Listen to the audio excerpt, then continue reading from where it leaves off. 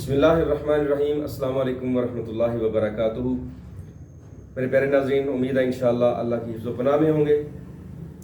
ایک ساتھی نے سوزاک کے بارے میں سوال کیا کہ سوزاک کیا مرض ہے، اس کے اسباب کیا ہیں اور اس کا علاج کیا ہے۔ تو مختصر وقت میں آپ کو بتاتا ہوں کہ جب بندہ قانون قدرت کے خلاف چلتا ہے نا، تب یہ ایسی بیماریاں لگتی ہیں۔ ایک بڑا خطرناک مرض ہے یہ، اس کو انگلش میں گنوریا کہتے ہیں، اور اس کا جو جراثیم ہے جو پیشاب کی نالی کے اندر زخم اور انفیکشن پیدا کرتا ہے، اس کو گونوکوکائی کہتے ہیں۔ یہ سپرنگ نما ہوتا ہے اور بڑا ہی خطرناک قسم کا یہ جراثیم ہوتا ہے۔ لگتا کہاں سے ہے؟ بعض دفعہ پبلک پلیسز پر جہاں پر لوگ عام پیشاب کرتے ہیں، میں نے مختلف جگہوں پہ جا کر دیکھا کہ ہمارے اندر شعور نہیں، شعور کی کمی ہے، سینس لیس لوگ ہیں ہم۔ جہاں جگہ دیکھی ہم نے گندی مندی جگہ پر پیشاب کیا، استنجا بھی نہیں کیا، گند پھیلایا اور چلے گئے۔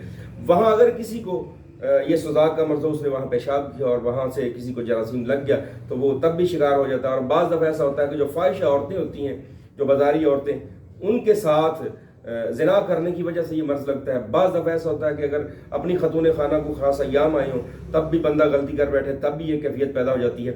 اور یہ پیشاب کی نالی کے اندر وہ گونوکوکائی اگر چلا جائے، مزاج بھی بندے کا پہلے سے ہی صفراوی ہو، تو وہ پرورش پا کے بڑی جلدی 2-3 دن کے اندر وہاں جلن ہوتی ہے۔ جلن ہونے کے بعد وہاں سے پیلے رنگ کی پیپ کا اخراج، پیشاب کے ساتھ جلن، اور زیر ناف جس کو نل پنجابی میں، نلوں میں درد، خصیتین میں درد، کمر میں درد، پنڈلیوں میں تناؤ، چڑچڑا پن، آنکھوں میں جلن کی کیفیت، ایسی کیفیت پیدا ہو جاتی ہے۔ پھر یہ پیپ پیلے رنگ کی نکلتی رہتی ہے اور بندہ بڑا پریشان ہوتا ہے۔ اس کی جو کہہ لیں کو مردانہ پاور ہے وہ بھی کمزور ہونا شروع ہو جاتی ہے۔ اس کا نتیجہ اگر اس کو کور نہ کیا جائے، اس کا مناسب علاج نہ ہو، اس مرض کو صرف دبا دیا جائے، تو اس کا زہر، علامت تو ختم ہو گئی، وہ جو پیپ آ رہی تھی، اگر وہ گونوکوکائی وہاں سے تلف نہ ہو تو یہی زہر ہمارے اندر سرایت کر جاتا ہے۔ جب یہی زہر ہم اپنی خاتون کے اندر کنورٹ کرتے ہیں، اس کو اٹھرا ہو جاتا ہے، پھر وہ بچے زندہ نہیں رہتے۔ اور مردوں کے اندر اسی مرض کو اگر یہ مزمن صورت اختیار کر جائے تو پھر ایسا ہوتا ہے کہ جو سپرمز ہیں وہ ڈیڈ ہو جاتے ہیں، پس ایپیتھیلیل سیلز جو ہیں وہ بڑھ جاتے ہیں، آپ کی جو سیمن انالیسس رپورٹ ہے اس کے اندر، اور تب ہوتا یہ ہے کہ جو خصیتین ہیں وہ بھی سوزشناک ہو جاتے ہیں، اور نتیجہ سپرم آپ کے ڈیڈ، آپ اولاد کے قابل نہیں رہتے۔ یہ سزا ملتی ہے اللہ کی طرف سے برا فعل کرنے کی وجہ سے۔ سب سے پہلے اس سے توبہ کی جائے۔ اور جس بندے کو خدا نخواستہ کسی وجہ سے یہ مرض لگ جائے، اس کا علاج سب سے پہلے وہ جو ابتدائی صورتحال ہے، وہاں پر مرچ، مسالہ، گوشت، بہت زیادہ جو گرم چیزیں فاسٹ فوڈ کھاتے ہیں ان سے مکمل پرہیز کریں اور بالکل سادہ غذا پر آ جائیں۔ غذا میں شلجم، مولی، گاجر، مونگرے، اور بالکل سادہ، اس میں دیسی گھی، ہلدی، زیرہ سفید، چھوٹی الائچی، بڑی الائچی ڈال کے شوربے والا سالن ہو۔ گائے کا دودھ میسر ہو اس پہ گزارا کر لیں، بکری کا دودھ اس سے بھی زیادہ بہتر رہتا ہے، اس پہ گزارا کر لیں، لیکن پینا نیم گرم ہے۔ یہ تو ہوگی غذا، بالکل سادہ سا ہوتا ہے۔ اور نظریہ مفید اجزاء کے تحت اس کو اگر دیکھا جائے تو یہ صفراوی مرض ہے، اور یہ صفرا جب فطور پیدا کرتا ہے تو جسم کے اندر جو ایپیتھیلیل ٹیشوز ہیں ان کا بھی بیڑا گرک کرتا ہے، گلینڈز کا بھی بیڑا گرک کرتا ہے، اور بندہ بالکل پریشان حال ہو جاتا ہے۔ دوائی کی طرف آتے ہیں۔ مختصر اپنی کاغذ پینسل قریب کر لیا کریں، ٹھیک ہے، نوٹ کر لیا کریں۔ میں بڑے سکون کے ساتھ آپ کو 2 نسخے بتاتا ہوں۔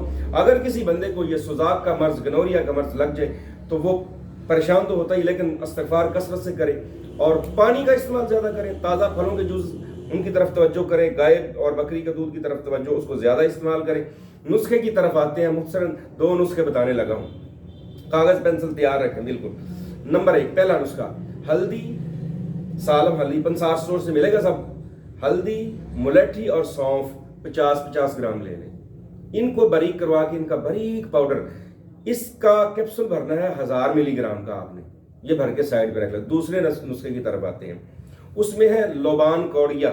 لوبان ایک درخت کا گوند ہے، مارکیٹ میں جو ملتا ہے وہ اصل نہیں ہے، اس کی سفید ڈلیاں آتی ہیں، کہیں سے براؤن ڈلیاں آتی ہیں، یہ گوند کے چھوٹے چھوٹے ٹکڑے ہوتے ہیں، اور ان کو عرب ممالک کے اندر خوشبو کے لیے بخور کے طور پہ اس کو سلگایا جاتا ہے، بڑی پیاری خوشبو ہوتی ہے، ٹھیک ہے۔ 2 نمبر نہیں لینا آپ نے، وہ 50 اسٹور سے آپ پہلے اس سے بات کریں، بھائی ہمیں اصل والا لوبان چاہیے۔ اس کی قیمت، جو اصل لوبان کی قیمت ہے نا، اس وقت مارکیٹ کے اندر تقریباً 15,000 روپے یا 10,000 روپے کلو ہے، جبکہ عام جو ملتا ہے وہ بالکل سستا ملتا ہے، بالکل سستا ملتا ہے۔ ایسا نہیں لینا ہم نے، یہ بات پہلے کنفرم کر لیں کہ لوبان اصلی لینا ہے۔ اچھا جی، نسخہ دوسرا، لوبان، زیرہ سفید اور دیسی اجوائن، یہ 3 چیزیں یہ بھی 50-50 گرام لے لیں، ان کو گرائنڈ کر لیں، اس کا بھی 1000 ملی گرام کا کیپسول بھر لیں. آپ کے پاس 2 قسم کی دوائیاں ہو گئی. اب ان دونوں میں سے ایک ایک کیپسول دن میں 4 بار پانی کے ساتھ استعمال کریں. گائے کے دودھ کے ساتھ بھی کھا سکتے ہیں، بکری کے دودھ کے ساتھ بھی کھا سکتے ہیں، لیکن پانی بھی اگر میسر نہیں ہے تو پھر پانی جو ہے وہ تو میسر ہے آپ کو، پانی کے ساتھ ہم اس کو استعمال کر لیں. تو یہ اللہ کے فضل و کرم سے جو ابتدائی سوزاک ہے، مزمن پرانا نہ ہو چکا ہو، پیشاب کی نالی کے اندر زخم ہو، پیپ آ رہی ہو پیلے رنگ کی، پیشاب کے ساتھ جلن کی کیفیت ہو، دن میں 4 بار، ایک ہفتے میں آپ کو انشاءاللہ میرے رب کی رحمت سے مکمل آرام آئے گا. لیکن اس کو جب آپ کی طبیعت سمجھ جائے اس کو دن میں 3 بار کر دیں، پھر تھوڑے عرصے بعد دن میں 2 بار کر دیں، پھر 1 بار. آپ کے اندر وہ جو پیشاب کی نالی کے اندر زخم ہے انشاءاللہ اللہ کی رحمت سے جو گلینڈز تک اس کا زہر سرایت کر چکا ہے وہ بھی ختم ہو جائے گا.